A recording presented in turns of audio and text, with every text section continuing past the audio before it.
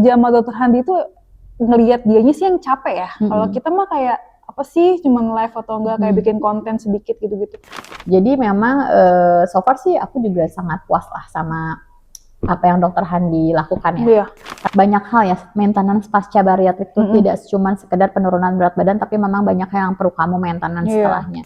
Jam 2 malam bisa ditelepon Kak Uti, gue tuh sesak napas gini tetap diangkat. Alhamdulillah aku dapat jodoh. Dan dia menikah. Kalian tahu nggak kemarin ada pasien bariatrik nikah. Begitu tidak adilnya dunia kepada orang-orang obesitas. Boleh dong kapan-kapan kita undang dokter Handi untuk ngobrol-ngobrol di sini. Iya.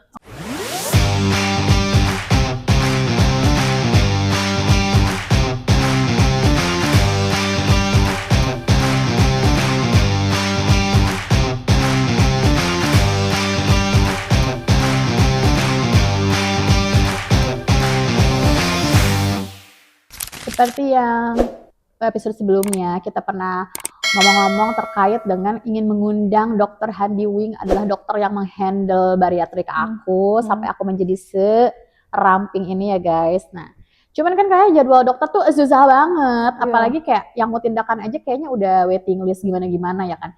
Jadi ini hari ini aku masih ada ring satunya dokter Handi, ada Kakak Uti. Jangan bosen ya kalian, bosen nggak? Jujur kan? sih, bosen dia 4 episode lah gue. Karena memang banyak banget yang bisa kita gali dari Kakak Uti ini.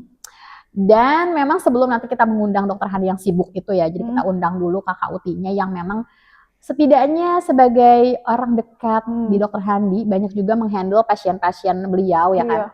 Pasti banyak juga drama-drama, pengalaman-pengalaman yang perlu di-sharing sama teman-teman semua.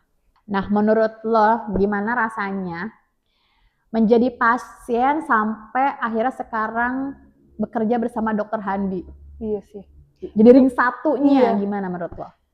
Pertama bersyukur banget ya sih, bersyukur banget. Itu kayak dikasih, kayak diambil sama dokter Handi kayak di sini gitu. Oh, diambil dari selokan atau dari apa ya, diambil dari Batam gitu. Nih gitu. Oke.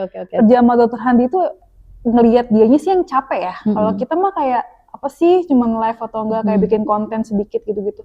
Cuma kalau ngelihat dia sih jujur aku aja capek karena jadwalnya tuh penuh, kayak poli sama operasi itu tuh menurut aku sih udah lumayan full, penuh, ya. full. Kita batasin biar nggak kecapean, tenang aja. Cuman biasanya tuh udah jadwal tuh udah biasanya tuh bulan depan tuh udah penuh kayak gitu. Karena tahu kan bariatrik termurah di Indonesia itu ya di dokter Handi. Dan dia adalah satu-satunya yang kayak terbanyak bariatrik handle di Indonesia. Ya. Rasanya ya kayak untungnya dokter Handi tuh nggak ribet orangnya. Kalau bisa dia nggak konten, dia lebih baik kayak lu aja gitu. Kayak kalau bisa santai isinya, ya. lu kalau nggak di Sarinjani suruh ngetek aja, tag collab gitu. Orangnya nggak. Itu makanya lu malas mikir, suruh gua collab. Iya betul, semua kayak kalau bisa dia nggak ada ngomong di kamera orangnya, dia tuh nggak ribet sih orangnya. Iya. Tapi memang ya tadi terkait ketika lu bilang apa termurah di Indonesia, tapi memang nggak murahan ya. Iya nggak murahan. Cuman memang harganya lebih terjangkau. Betul terjangkau. Mungkin itu juga kalau misalnya buat aku pribadi gitu, aku kan bukan kaum mendang-mending ya. Aku tidak nyari yang murah tentu saja, aku cari yang terbaik gitu. Tapi pada saat itu ya dokter Handi menjadi salah satu yang memang aku incer untuk menjadi dokter yang handle karena bariatrik itu kan hidup dan mati. Iya, terak sekali ya pengennya kan semua gitu, betul kita tuh kayak menyerahkan hidup kita, bantuin saya dong gitu kan.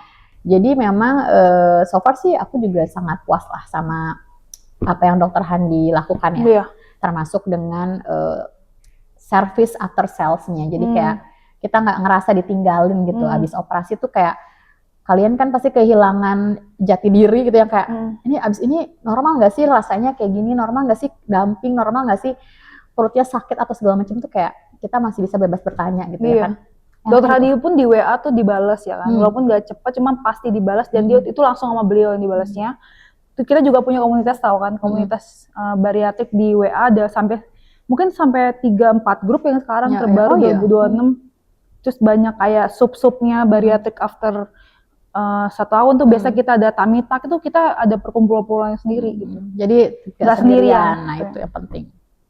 Berarti kamu handle pasien juga? Handle-nya tuh sebelum operasi sebelum operasi sama sudah operasi. Oh, sejauh mana? Sejauh Nemenin mana gitu atau menemani gimana? Oke. mereka. Kadang kan mereka mental butuh dikuatin ya. Oh iya sih benar. Dan mereka misalnya ngubungin kamu atau aku karena kamu udah pernah bariatrik atau aku udah pernah bariatrik. Iya, Jadi iya, mereka lebih yakin kalau kita bakal jujur dan itu Betul, yang kita betul. lakuin kan. Betul. Emang sereal-realnya gitu. Betul. Jadi nggak ada yang ditutup-tutupin. Nggak ada yang Kalau ditutupin. sakit ya sakit. Kalau memang efek samping ya efek samping ya kan. Karena memang nggak semata-mata jualan nggak sih? Iya. Jadi lebih kepada apa sebenarnya ya? ya apa kita tuh menyarankan gitu loh. Dokter Handiwi nggak hanya di rumah sakit IMC, kita menyarankan misalnya di rumah sakit Bunda. Itu karena misalnya kita udah lihat di sini juga bagus kok. Emang ada tim-timnya. Ini aku kasih tahu ya, di rumah sakit IMC Alam Sutra, ada di rumah sakit Bunda itu dengan Lighthouse kan. Terus tuh mereka tuh aku lihat tuh mereka ada timnya, kayak misalnya ada tim psikolog yang mungkin nggak dipunya sama di rumah sakit sebelahnya gitu. Dia tuh kenapa penting? Psikolognya penting, ternyata penting ya. Iya. Ternyata mental after bariatrik itu tuh penting banget. Dan dia ada tim ahli gizi sendiri. Ahli gizi sebelum dan sudah bariatrik. Berarti memang banyak hal ya, maintenance pasca bariatrik itu tidak cuma sekedar penurunan berat badan, tapi memang banyak hal yang perlu kamu maintenance setelahnya. Betul. Itu yang kayak perlu kamu cari tahu deh, karena kalau yang awal-awal bariatrik takutnya mereka nggak paham ya kan. Iya. Jadi ya kamu boleh cari tahu abis ini. Nah sekarang gimana caranya handle pasien yang pasca bariatrik? Apa dulu biasanya yang kamu lakukan? Pertama adalah hari pertama jangan WA sama sekali. Menurut aku tuh kayak itu tuh proses yang kayak mereka kayak ini kaget nih. Gitu. Tapi kadang kayak langsung Kak aku udah kelar kayak gitu. Baru nanti H+1 aku masukin ke grup. Kita di situ ngobrol kan mereka bisa ngeliat sikonnya ya, banyak yang kayak sharing jadi biar semangat gitu loh. Ya. Biasa aku kayak ngasih sharing ini loh ada pasien yang penurunan berat badannya segini seminggu, misalnya aku suka nge-share gitu-gitu, mereka tuh jadi semangat, terpacu. Intinya kan gue di sini tuh menguatkan, saling menguatin mereka kayak ini lo lagi golden periode, jangan sampai lo sia-siain golden periode itu. Gitu. Kalau gue bisa track back dulu pas lagi golden periode, gue pengennya lebih semangat ini gitu. Semangatin mereka. Kalau dulu kan gue masih kayak kadang, aduh, kayak bisa deh diem doang turun gitu ya. Gue mau ngomong ke mereka, jangan diem aja. Terus sebenarnya bisa nggak sih diem doang turun? Bisa aja kan. Tapi lama ya? Tapi lama. Tapi nanti masa ototnya turun. Karena kita nggak mau dong masa ototnya turun. Iya. Gitu. Kardio dan apa-apa. Jadi kayak lebih baik gitu loh. Dan penurunannya tuh nggak lemes gitu. Itu penting banget perhatian sama mereka. Misalnya apa yang mereka rasakan. Jam 2 malam misalnya ditelepon Kauti, gue tuh sesak napas gini tetap diangkat. Berarti untuk emang sih, tapi kayaknya yang paling penting tuh pasca operasi tuh temen ngobrol nggak sih untuk yang merasakan keluh kesah kita, perasaan kita ya. Karena kan? bingung kan kita mau ngomong hidup baru. Malah suami panik, misalnya suaminya panik lah ini kok gini sih, suaminya udah ikut konsul malah dia lebih panik, ayo kita ke IGD padahal kan ya memang begitu. Emang begitu gitu. Apalagi itu sih pentingnya. Gitu. Jadi penting banget sih yang namanya grup after bariatrik itu dan dibangun. Kayak misalnya dulu aja tuh di zaman aku tuh belum ada misalnya Cheflagil yang bikin protein kayak gitu. Itu hasil aku ngomong ke Cheflagil, kayaknya kamu butuh deh bikin kayak gini, protein kayak gini dagang gitu. Karena mereka pasti butuh gitu. Dan untungnya alhamdulillah laku kan. Iya. Dan itu mendukung membuka lapangan kerja juga buat teman-teman lainnya gitu. Iya sih benar-benar. Jadi memang perlu banget ya berkomunitas pasca bariatrik itu. Jadi kayak ya kamu carilah kayaknya komunitas juga mungkin nggak cuma di itu aja, banyak tempat-tempat lain yang memang sesama pasien atau orang-orang yang memang interest sama perdietan pasca bariatrik. Aku pikir memang itu sangat dibutuhkan untuk kalian yang pasca operasi bariatrik. Betul. Karena kita nggak bisa sendirian. Betul. Ya kan? Butuh tanya-tanya gitu loh. Oke, terus sebenarnya seru nggak sih kalau handle pasien? Itu pekerjaan yang menyenangkan karena habis bariatrik tuh semua happy sih, kebanyakan happy, 90%. Lu seneng kan misalnya? Seneng lah gue nanya. Kak, aku lihat VT kakak, aku sekarang bariatrik, habis itu dia aku turun. Iya. Yang sekecil kayak aku bisa naik pesawat aja itu bikin terharu kan. Mungkin kayak happy ya kan. Karena kita mantan obesitas Kak. Jadi kayak tahu betul. Ngerasain. Yes. Atau misalnya gini, alhamdulillah aku dapat jodoh. Dan dia menikah. Kalian tahu nggak kemarin ada pasien bariatrik nikah. Lucu banget. Lucu banget ya. Iya. Kita bikin biro jodoh gitu, lucu deh. Jadi kita bikin biro jodoh terus bersama pasien bariatrik terus berjodoh gitu ya. Berjodoh dan menikah gitu. Enak ya. Dan mereka kayaknya makannya Iya, Udah separuh aja hemat, gitu. hemat nasi nggak ada. Rumah tangga hilang. kita hemat ya nggak pakai nasi. Betul. Jadi kayak momentum yang kesentuh yang kayak cuman kayak masalah seat belt gitu. Iya benar-benar. Terus habis itu misalnya dia diselingkuhin atau apa tuh habis itu dia jadi menemukan jodoh yang baru, itu tuh kayak wah Yes.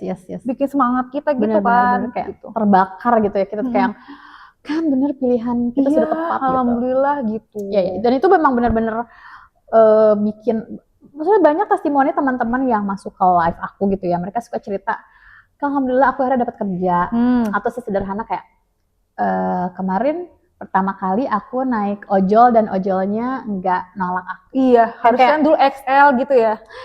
Sedih nggak sih? Itu sedih, gue juga pernah sih Dia ada naik pasien ojol yang naik motor, terus dia di kayak cancel ya. dia sering di cancel banget sama ojol, terus pas kemarin alhamdulillah akhirnya sekarang aku langsung dapet. Iya, itu sekecil itu momennya tapi kayak nyes kan. Iya, kayak ya ampun, begitu tidak adilnya dunia kepada orang-orang obesitas. Makanya kita sebagai, ya gue masih bilang kita ya, karena gue masih merasa bagian dari mereka. Jadi kayak kita sebagai orang-orang obesitas jangan mau menyerah. Maksudnya bukan berarti kita jadi kurus terus jadi berarti lu nyerah ya, lu nggak mempertahankan keobesitasan lu, karena memang nggak sehat. Ya nggak sih?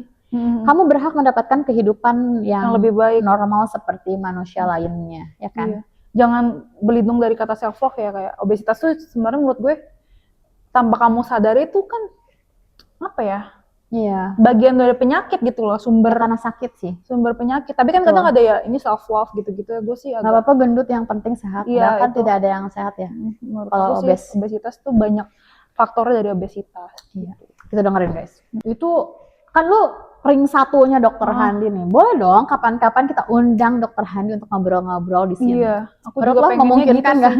Seru sih kalau kayak gitu. Iya, karena kita tuh butuh informasi yang lebih medis, ya kan? Maksudnya kan yang tadi seperti disclaimer kita di awal ya, maksudnya ini disclaimer kami ngobrol ini berdasarkan POV pasien ya. Walaupun beliau ini nakes, tapi kan kita ngobrol di sini as a patient ya. Jadi mungkin akan banyak either itu bahasa-bahasa atau sudut pandang yang sifatnya ya berdasarkan pengalaman aja. Dokter. Jadi kayaknya kita perlu banget sudut pandang dari memang ahlinya, yang memang orang yang memang kompeten di bidang itu untuk sharing tentang perbariatrikannya. Mudah-mudahan next Dokter Handi tolong di notice ya, ini harapan kami semua bisa hadir ke sini untuk kita ngobrol. Kayaknya mungkin banyak yang nonton ini dan kayak pengen juga sih kayak Dokter Handi buat kayak nge-share ilmunya dia, pengalaman dia, kayak gitu. Dan itu penting banget sih, supaya orang nggak FOMO doang sama bariatrik gitu. Aku pinginnya orang tuh kalau bariatrik memang dia udah siap lahir batin kayak tadi kita ceritain. Dan butuh gitu kan, emang. Iya, dan memang membutuhkan, karena ini bukan cosmetic surgery, ya betul kan? Betul. Ini bukan